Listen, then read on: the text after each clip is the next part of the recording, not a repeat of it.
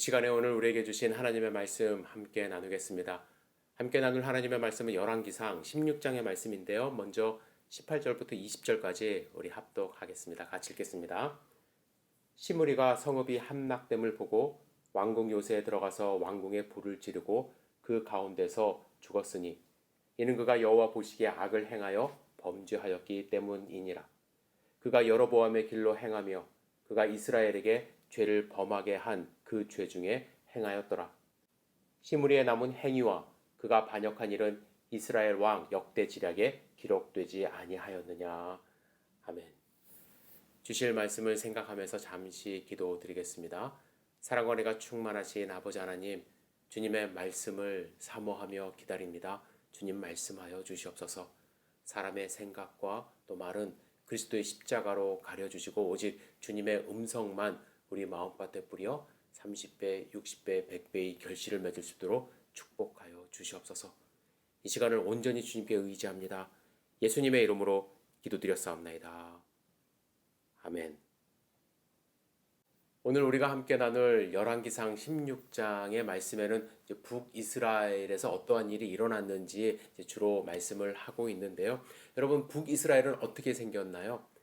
솔로몬 통치 40년 동안 북이스라엘의 10지파는 많은 세금과 노동력을 착취당했습니다. 그래서 솔로몬의 아들 르호보암이 왕이 되었을 때에 여로보암을 중심으로 해서 사람들이 가서 요구를 했습니다. 우리에게 이게 짊어진 멍에를 좀 가볍게 해달라. 그때 르호보암이 뭐라고 대답을 했습니까? 3일만 기다려달라 하고 이제 그들에게 답하기를 자신은 이제 앞으로 전갈 채찍으로 너희를 다스리겠다 이렇게 말을 하자 북이스라엘이 그러면 이제 더 이상 당신을 왕으로 섬길 수 없다 해서 북이스라엘로, 성경에는 그냥 이스라엘로 이제 지칭을 하는데 북이스라엘로 이제 독립을 하게 됩니다. 여러분, 도대체 솔로몬 통치 40년간 어떠한 일이 벌어졌을까요?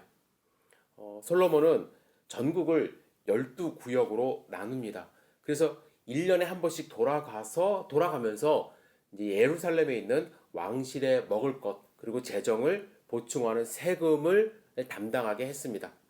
그런데 이제 왕실에서 소비하는 그 음식의 양이 어마어마해요. 열왕기상 4장에 보면 하루에 쓰이는 먹을거리 양이 기록이 되어 있는데 밀가루 30, 거친 밀가루 60, 60섬입니다. 그리고 유구 10마리, 목장소 20마리, 양 100마리. 그 외에 또 사슴, 노루, 암사슴, 새 등이 이제 공급이 되었다고 합니다. 하루입니다. 하루. 이 엄청난 먹을거리가 제공되었습니다. 얼마나 힘들었겠어요. 어떠한 해는 풍년이 될 수도 있지만 자기가 담당한 해에 흉년이 만약에 들었다고 한다면 정말로 백성들은 힘들게 그 먹을 거를 이제 제공할 수밖에 없는 처지가 되는 것이죠. 그런데 여기서 더 중요한 것이 있어요.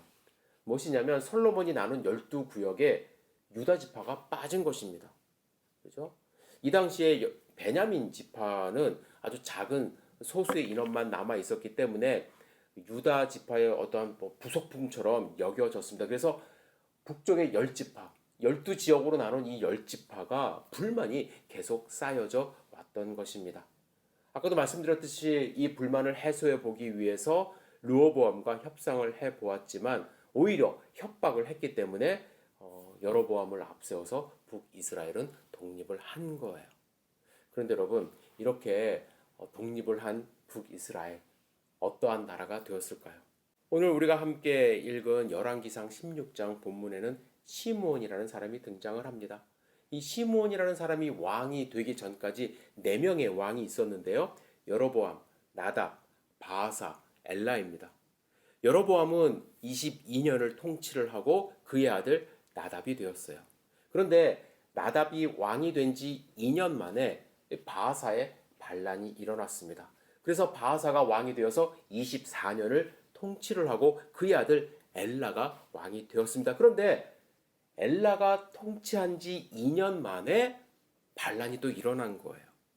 그가 술에 취한 상태에 있었을 때에 그의 군대 장관 중에 한 명이었던 시므리가 그를 죽이고 왕이 된 것입니다. 그리고 7일 동안 왕궁에서 왕노릇을 했습니다. 하지만 오므리라는 장군이 전쟁에서 군대를 이끌고 회군한다는 소식을 듣고 그게 겁이 나서 이제 자살을 하고 왕궁에 불을 지르게 된 것입니다.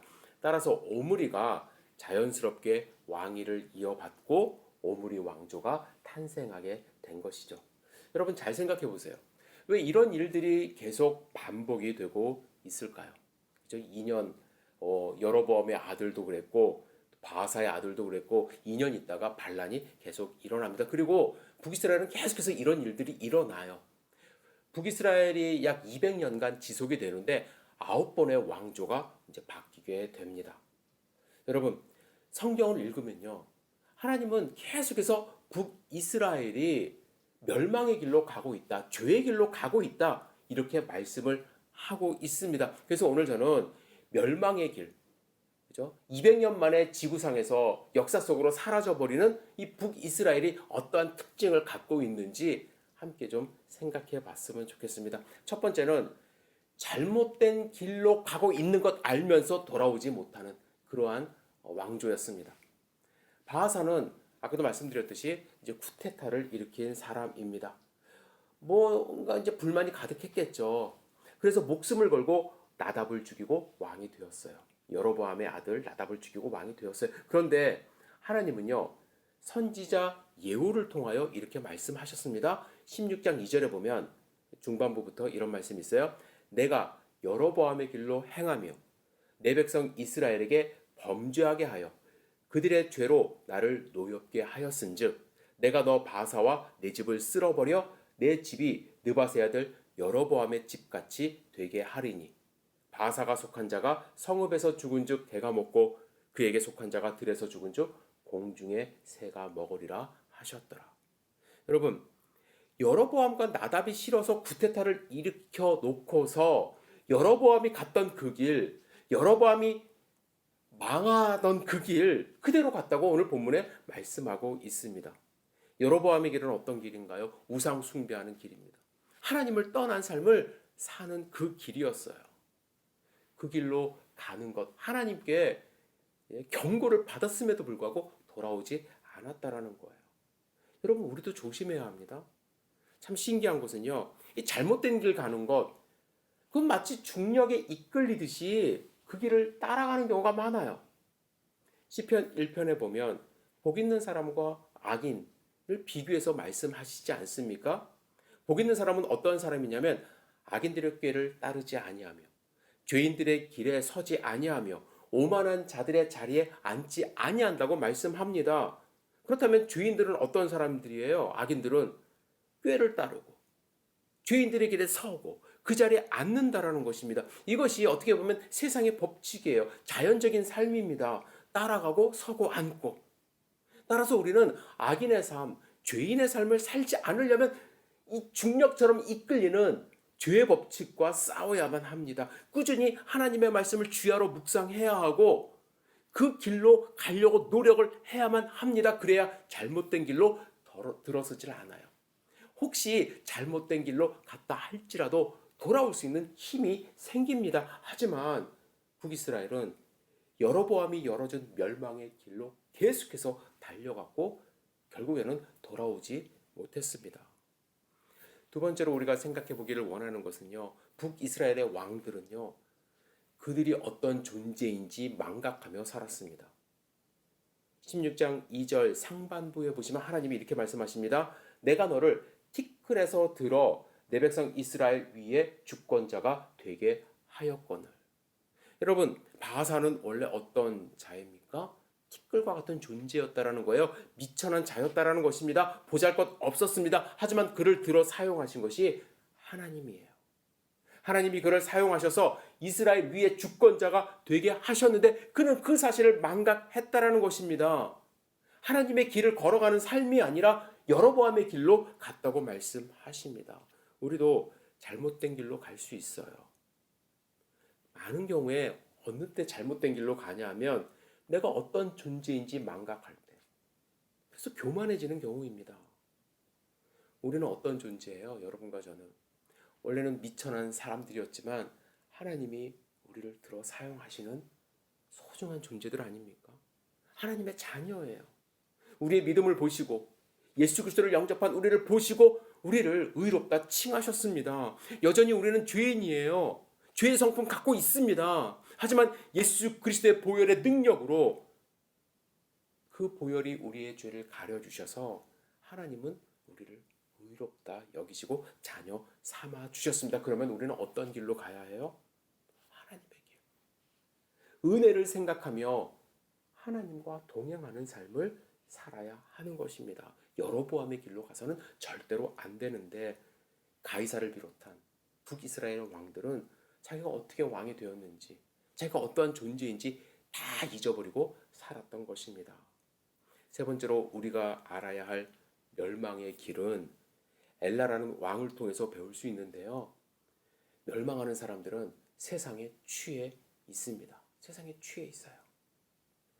엘라는 뭐 하다 죽었나요? 부하의 집에서 술 먹고 술에 취해 있다가 시므리에게 죽임을 당했습니다. 술에 취해 있으니까 신하가 반역하는 것도 알아차리지 못했던 거예요.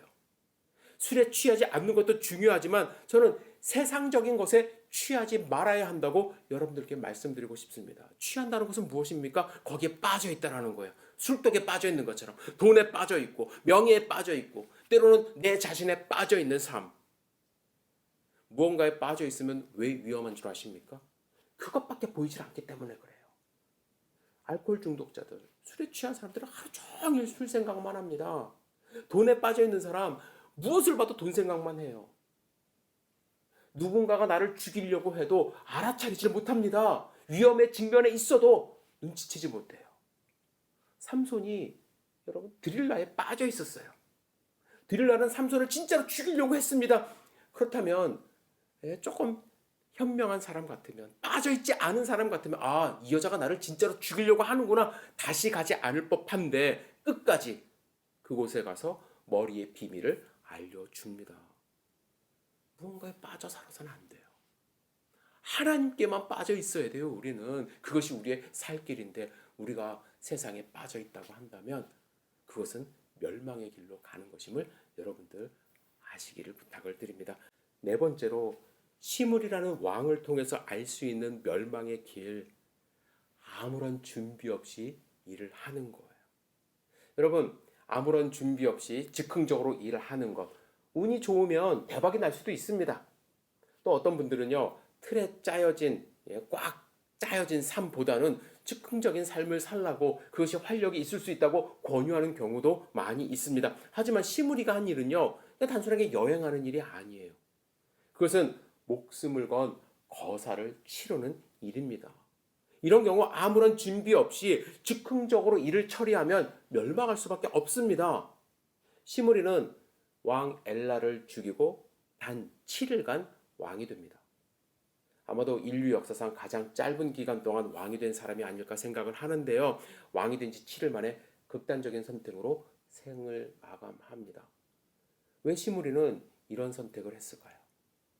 저는 가장 중요한 이유 중에 하나가 눈앞에 보이는 것이 전부라는 생각을 그가 했다고 저는 생각을 합니다.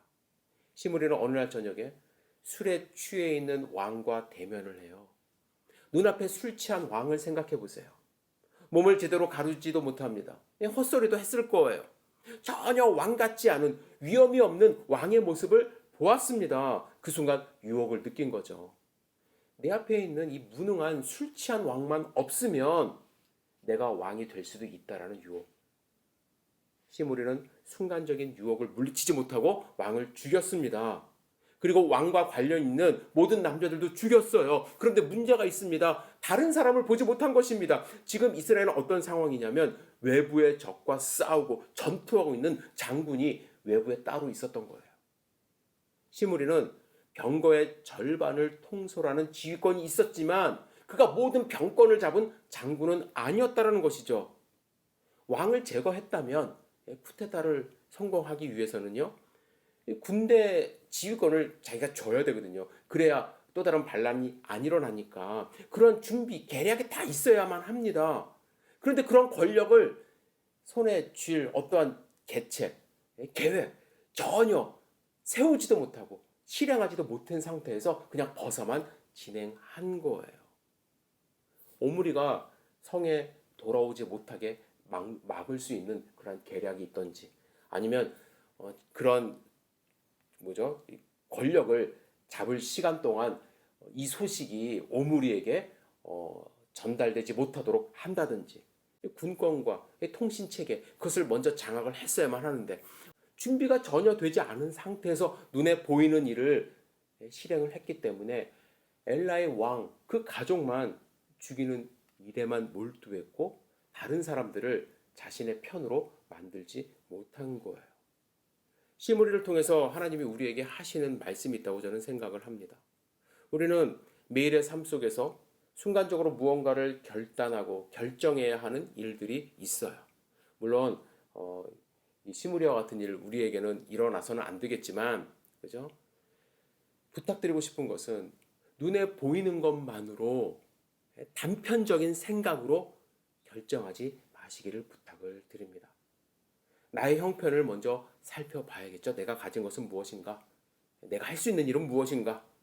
그리고 가장 중요한 것은요, 이것이 하나님의 뜻인가? 하나님이 하라고 하시는가? 하나님이 나에게 앞길을 보여주고 계시는가? 왜냐하면 하나님만이 이 모든 상황을 다 알고 계시기 때문이죠. 만약에 시므리가 정말 나라를 위한 일이었고 정말 하나님의 음성을 듣고서 하는 일이었다면 하나님이 함께 하셨겠죠. 그러나 그는 전혀 그러한 준비 상황이 없었기 때문에 7일 만에 그의 왕권을 오므리에게 그냥 바치는 가장 미련한 왕 중에 한 사람이 되었던 것입니다. 마지막으로 북이스라엘 왕조가 멸망할 수밖에 없었던 이유, 그들에게는 정통성이 없었기 때문이라고 저는 생각합니다. 정통성이 없었어요. 이스라엘의 왕이 되기 위해서는요, 힘이 센 것도 중요하지만 더 중요한 것은 무엇이냐면 하나님의 기름 부음이에요. 하나님의 기름 부음.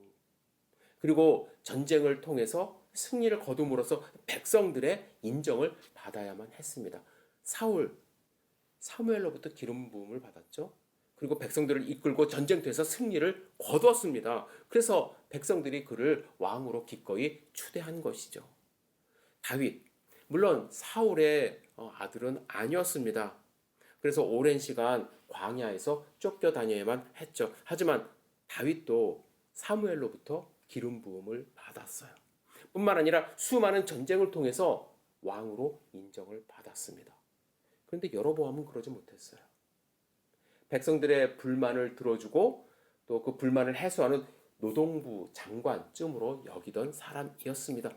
왕의 가문을 세울 만한 사람은 아니었습니다. 하지만 백성들이 추대하지 않았습니까? 그래서 그는 가까스로 왕권을 유지할 수 있었지만 그 아들은 백성들이 추대할 이유가 없었죠. 왕으로서의 정통성을 갖추지 못했다라는 것이에요.